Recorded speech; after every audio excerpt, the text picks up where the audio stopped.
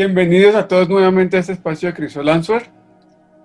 Hoy tenemos el privilegio de tener a José Alberto Moreno, un experto especialista en temas de arquetipos, su funcionamiento, su importancia y cómo esos entran a impactar en nuestra vida.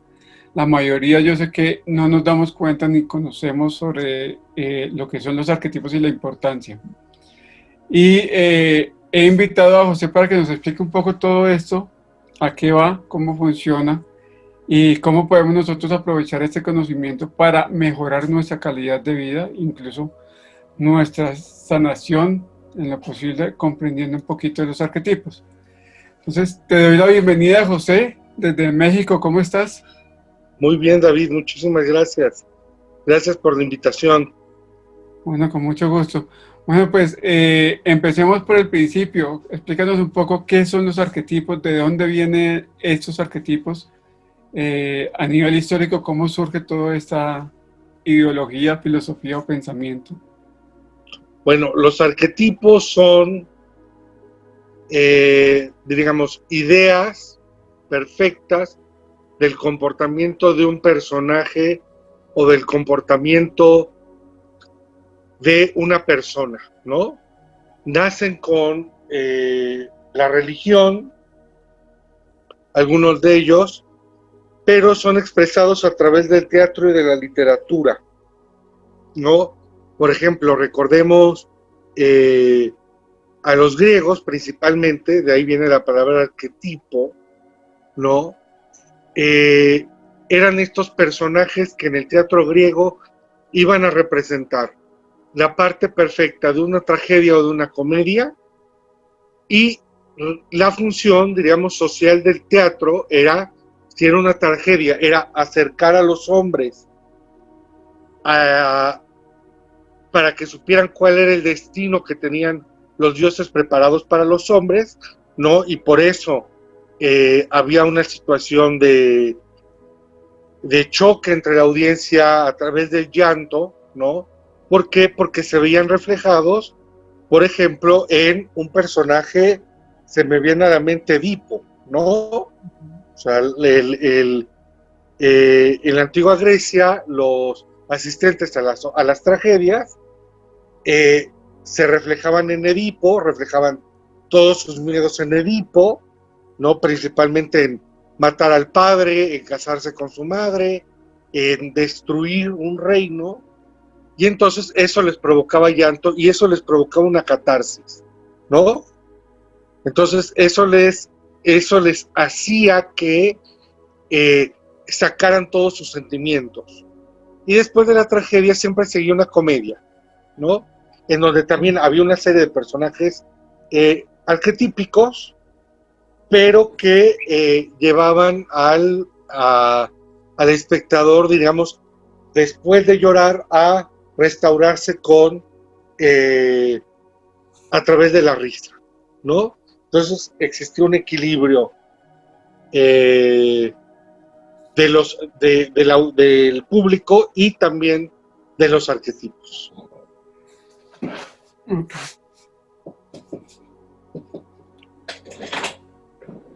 Cómo, digamos, esa es la parte histórica que es bien interesante, digamos, y además también esa cosa dramática y cómica, ¿no? La importancia, digamos, del humor dentro de estos procesos, que yo creo que también es fundamental y no tomárnosla tan en serio, sino también Claro, burlar un poco de nosotros mismos. no, claro, a ver, es que eso es importante. Tú puedes, a ver, lo que te enseñan los arquetipos es que tú puedes vivir tu vida como tragedia, como comedia o como un equilibrio, ¿no? Okay.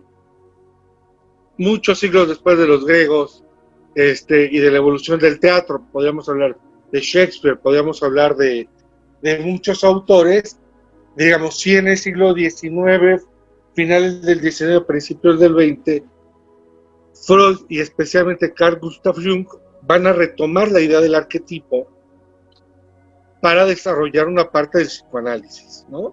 Sí. Que es precisamente cómo generar catarsis a través de estos personajes. O sea, y entonces van a empezar a construir el complejo de Edipo, el complejo de Electra, etcétera. Pero lo relevante es esto. Nosotros no nos damos cuenta, pero estamos acostumbrados a vivir nuestra vida como si fuera un personaje, ¿no? Más nosotros que estamos tan expuestos a todo el material audiovisual, que vemos televisión todo el día, ¿no? Y evidentemente tenemos cargas culturales muy fuertes, ¿no? Por ejemplo, en América Latina es innegable el peso de la telenovela, ¿no? Claro, o sea, al fin y al cabo la telenovela, con todo lo que le podemos criticar o no, es un reflejo ideal de lo que debería ser el comportamiento. Y entonces no es raro encontrarse a gente por la vida que se quiere comportar como la heroína, como la villana, como el héroe de la telenovela, ¿no? Entonces, ¿por qué? Porque es lo que he aprendido. Y ahora, por un lado, y también es lo que hemos aprendido en casa, ¿no? O sea, por ejemplo, si uno proviene de una familia en donde se da un enorme valor a las situaciones dramáticas, ¿no? Las enfermedades, las muertes, a los despidos, etcétera, pues uno tiende a vivir su vida como como heroína de telenovela, ¿no? O sea, uno sufre, uno dice que se lo merece, y lo que uno está es reproduciendo una serie de información que está en la sociedad, pero que también la tenemos introyectada gracias a la familia. Bueno, digamos que tú también te has enfocado un poco o mucho, en todo este sistema de sanación con obsidiana. Quisiera que nos hablaras un poco cómo es este trabajo arquetípico en relación también con el trabajo de sanación de obsidiana y cómo lo has vivido tú. Bueno, primero voy a hablar muy brevemente de qué es el trabajo con la obsidiana. O sea, la obsidiana es una metodología que desarrolló Ana Silvia Serrano, que consiste en trabajar con una serie de geometrías, ¿no? Que son figuras, va desde un huevo, una pirámide, una cruz egipcia, un laberinto, un espejo, etcétera, ¿no? Que son formas, a ver, la geometría también nos remite a formas esenciales que hay en la naturaleza, ¿no? Entonces es muy fácil conectar con él, con los triángulos, con los círculos, con los cuadrados, ¿no? Entonces eso nos recuerda también a situaciones que están muy enraizadas en nosotros, ¿no? Por ejemplo, un espejo siempre nos va a remitir al sol o a la luna, ¿no? Nos va a remitir a conocimiento, nos va a remitir a un remanso, ¿no? Entonces, a través de la obsidiana, que es una piedra volcánica, estas geometrías nosotros las utilizamos para despertar el inconsciente, ¿no? O lo que Jung llamaría la sombra. Y en la sombra, nosotros trabajamos una serie de arquetipos, ¿no? Trabajamos una serie de arquetipos a través tanto del uso de las geometrías para abrir esas memorias, como también a su vez hacemos actos, digamos, en algunos casos de psicomagia, para también revivir esas memorias y entender cómo trabaja el arquetipo. Por ejemplo, un trabajo clásico de la obsidiana es cuando uno está trabajando el arquetipo de la niña o del niño, andar con un muñequito. Uno compra un muñequito, o obtiene un muñequito, y lo que uno hace es cargar al muñequito todo el día, ¿no? Y entonces lo que nos va a revelar de nuestro trato hacia ese muñeco es cómo vivimos nuestra infancia, ¿no? Entonces, a partir de esa serie de trabajos, lo que vamos haciendo es entender cómo también se comporta nuestro niño interno, lo que llamarían algunas escuelas el niño interno, pero que al fin y al cabo es un arquetipo, ¿no? Todos tenemos guardado algo de niño, de ese niño que pasamos hace tiempo, pero que también es un niño que, como todos los niños, puede ser berrinchudo, puede estar, se puede sentir solo, se puede sentir defraudado, etcétera. Entonces, se trabaja la parte desde el inconsciente, desde la sombra, se trabaja eso que está en lo consciente, ¿no? ¿Por qué me siento solo? ¿Por qué, no sé, por qué tengo coraje ante cierta situación? Entonces vamos trabajando, por ejemplo, con el arquetipo del niño para sanar esa parte. Muy bien. Esa es bien interesante, digamos, porque realmente muchas veces uno no se acuerda o no es consciente de muchas emociones que ha vivido y solo a través de ese proceso psicomágico es que empezamos, digamos, a tener claridad y a comprender un poco por qué estamos actuando en esta edad adulta de la misma forma como cuando éramos niños. Y eso hace también que tomamos decisiones desde una posición un poco emocionalmente infantil, ¿sí? Y Claro. nos preguntamos por qué nos metemos en tantas historias ¿sí? Y realmente está toda la información ahí en la sombra y es muy interesante todo este trabajo que hacemos con los arquetipos. Sí, por ejemplo, te voy a contar mi experiencia trabajando con el niño, ¿no? Yo llego a Obsidiana por un problema de salud. Me, los médicos creían que tenía artrosis. La artrosis es un tipo de artritis eh, que es mucho más destructiva, avanza mucho más rápido y principalmente ataca lo que son codos, rodillas, llega a atacar inclusive la cadera, la parte de abajo de la espalda, etcétera, ¿no? Entonces, a mí ya me habían desahuciado, me habían dicho que yo no tenía remedio, ¿no? En ese momento cuando me lo diagnostican, yo tenía unos 28 años, y entonces, que a uno le digan que puede durar hasta los 80 o 90 años, pero con una vida, diríamos, semiparalizada o paralizada totalmente, pues es un poco fuerte, ¿no? Entonces, mi mamá estaba tomando el curso con Ana Silvia, el curso de las geometrías de obsidiana, y me, me, me, me invita a una consulta, ¿no?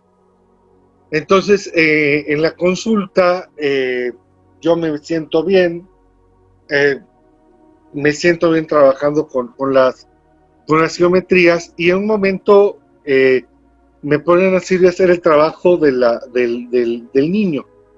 Entonces, yo voy, me acuerdo que llego a una juguetería que es importante en México, y lo primero que pido es, deme el muñequito más barato.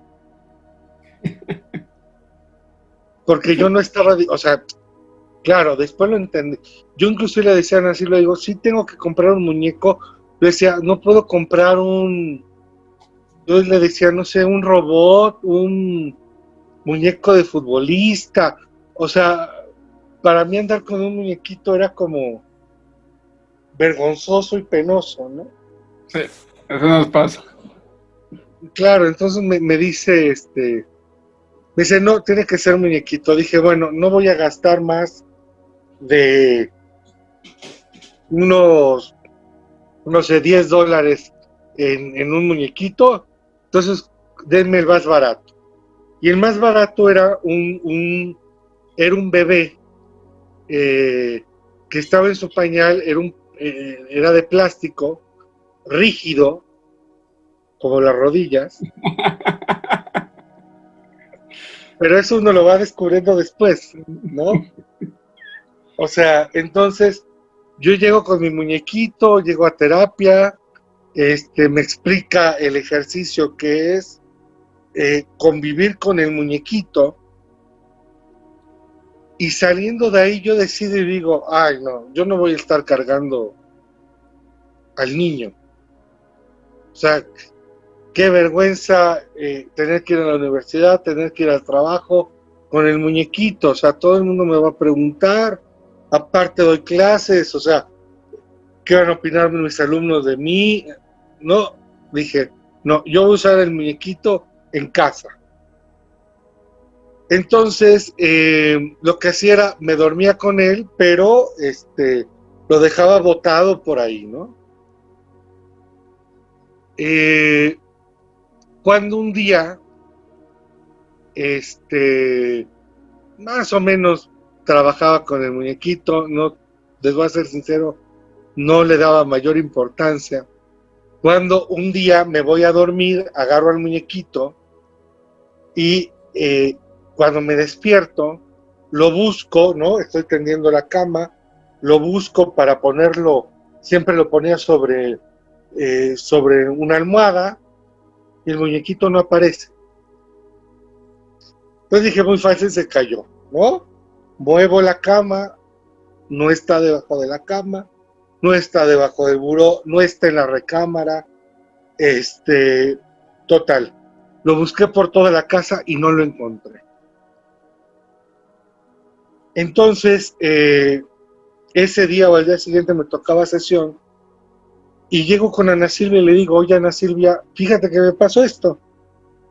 Me estaba dormido con el muñequito y el muñequito desapareció. Cosa muy rara, ¿no? Entonces me dice Ana Silvia, bueno, vamos a contemplar qué pasó, ¿no?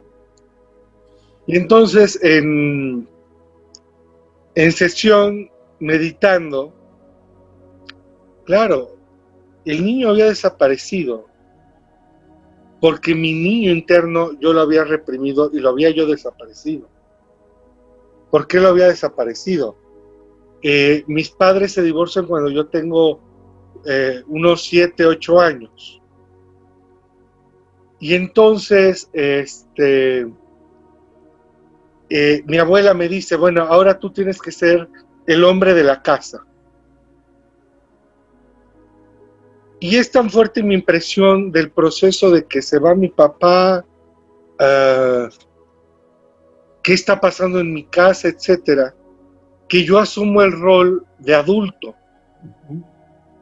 A los 8 años decido, o 7 años, yo llegaba de la escuela, me quitaba el uniforme y me ponía una camisa y una corbata, como reflejo de ese adulto. Pero ese adulto mató al niño, mató al niño. Yo no, después de los 8 años no tengo recuerdos vívidos de infancia. Me acuerdo que era como un adultito, ¿no? O sea, mientras mis primos estaban jugando, yo tenía que estar sentado junto a mi mamá porque yo tenía que proteger a mi mamá, ¿no?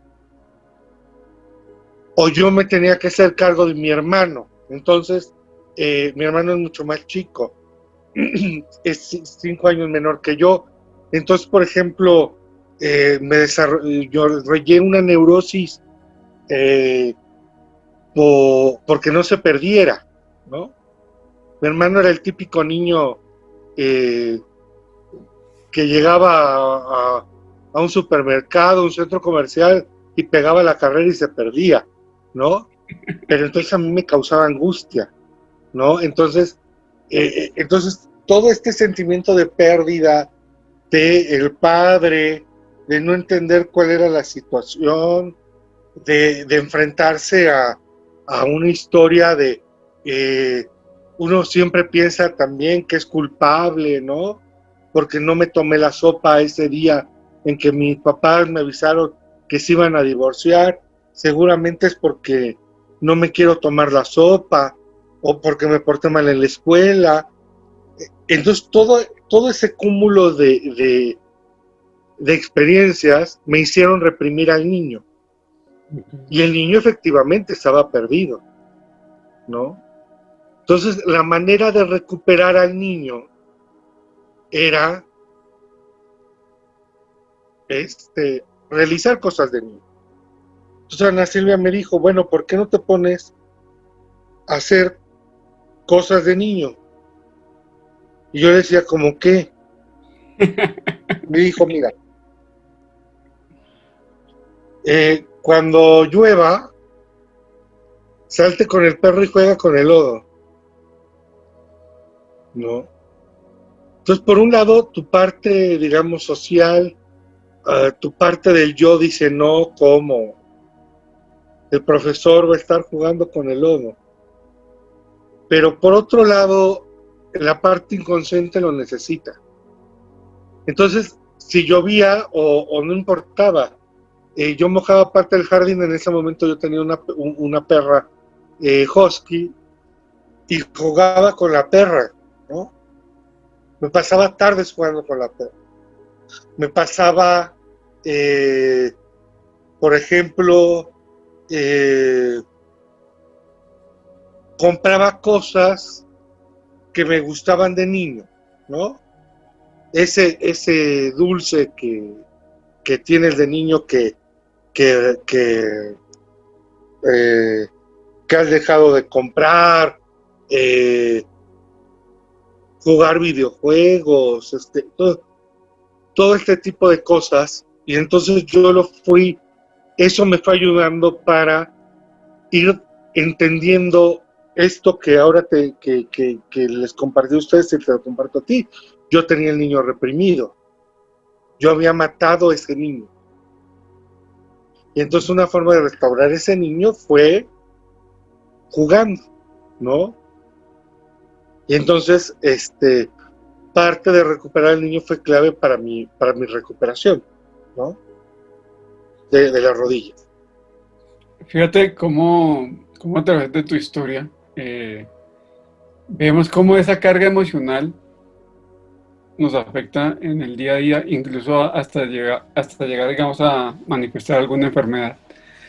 Que muchas personas que están enfermas actualmente no empiezan a considerar la relación que tiene su historia emocional con esos síntomas, pues. Pues, José, ¿qué otra, digamos, nos quieres compartir acerca de los arquetipos, la importancia, cómo empezar, digamos, a estudiarlos, cuántos arquetipos hay realmente? Bueno, en Obsidiana trabajamos un grupo muy pequeño de arquetipos, ¿no? Trabajamos a la madre, trabajamos al niño o niña, la esclava, la monja y la puta, ¿no? Que diríamos son la madre o el padre son las facetas de nuestra relación con los padres, ¿no? Y yo no tengo hijos, pero supongo que los que son padres han de trabajar también facetas con sus hijos, ¿no? Yo no soy padre de, digamos, un niño, pero tengo 3 gatas.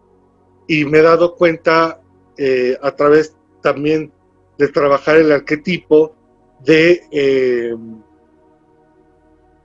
diríamos, si tuviera un niño, cómo malcriaría ese niño, ¿no? O sea, de repente yo digo, soy demasiado permisivo con estas gatas, ¿no? Dejo que... ¿Por qué? Porque de cierta manera en mi infancia no fueron permisivos conmigo, entonces son ese tipo de cosas.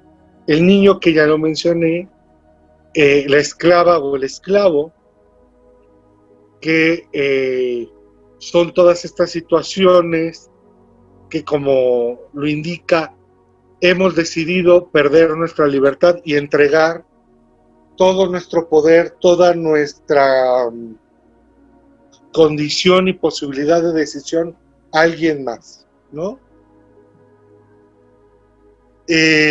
La monja es toda esta parte de represiones, de miedos, de angustias que surgen por el miedo, pero surgen por el miedo, diríamos, a la muerte, surgen por el miedo a lo que desconocemos, surgen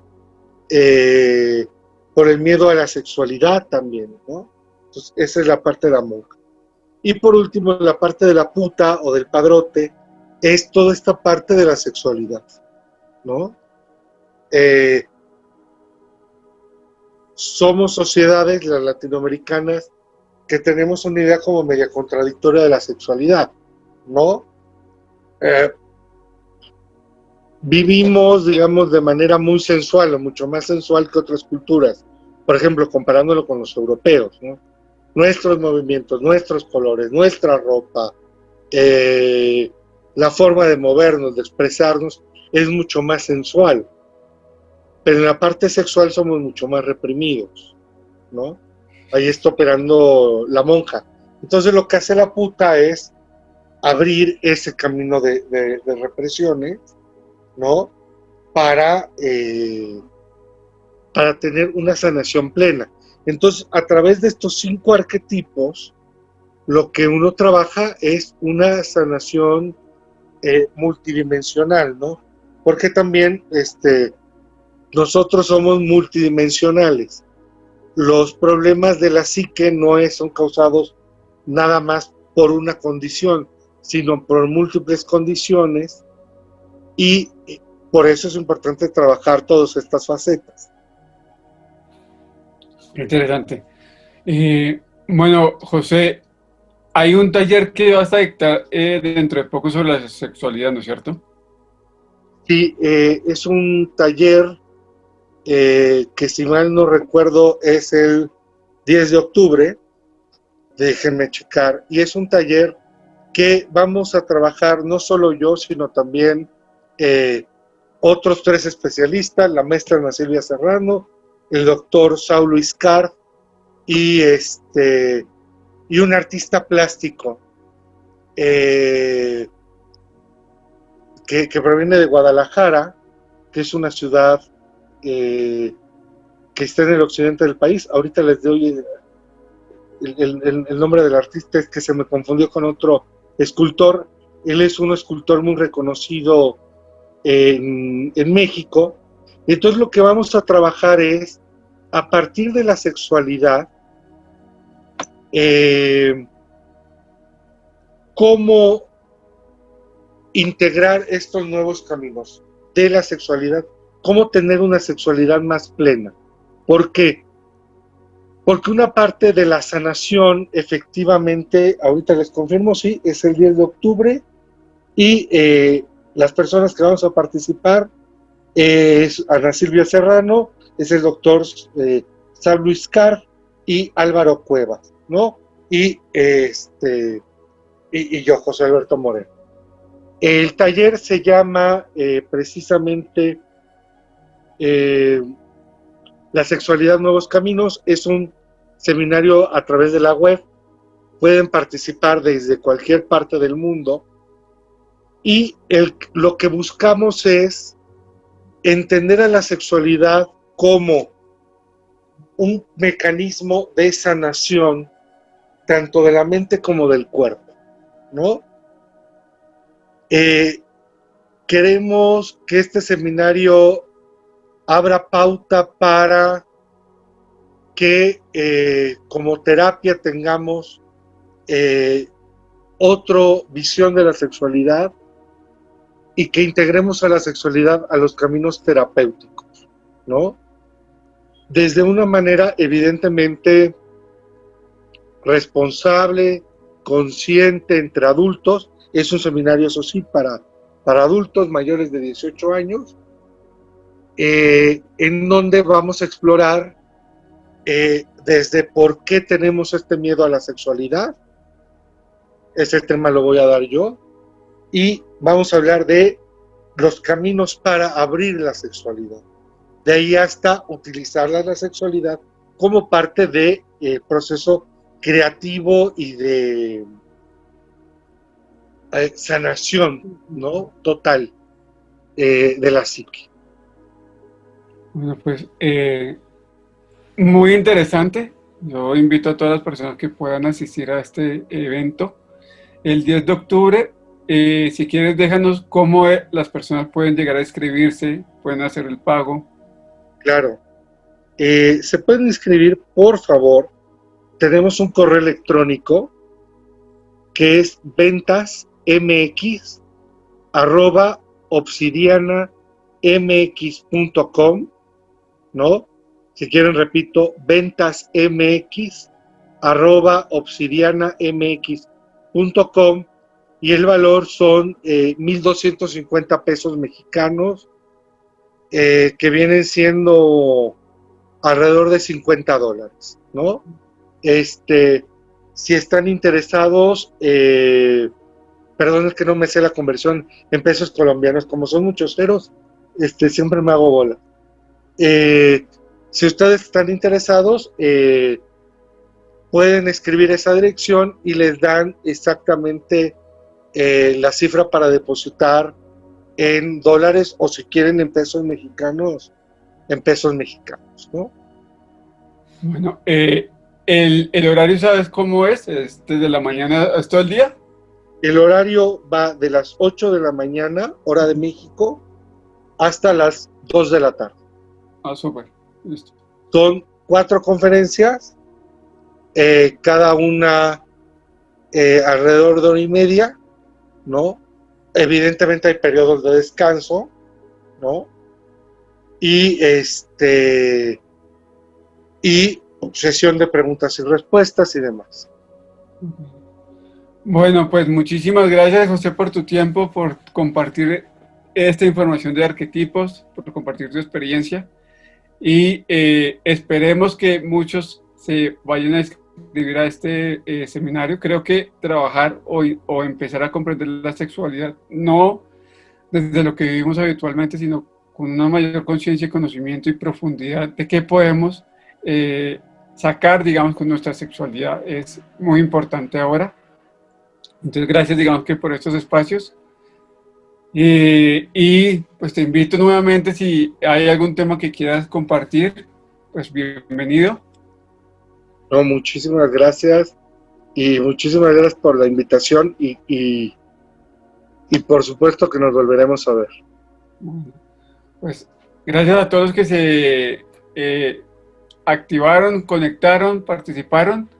Nos vemos también el día de mañana. Vamos a estar con Ana Silvia hablando un poco sobre la obsidiana y el COVID-19, cómo podemos tratar esta situación a partir de la obsidiana y sus tratamientos y geometrías. Pues muchas gracias a todos. Nos vemos mañana nuevamente y seguimos los jueves de 7:30 a 8:30 p.m. Muchas gracias. Hasta luego.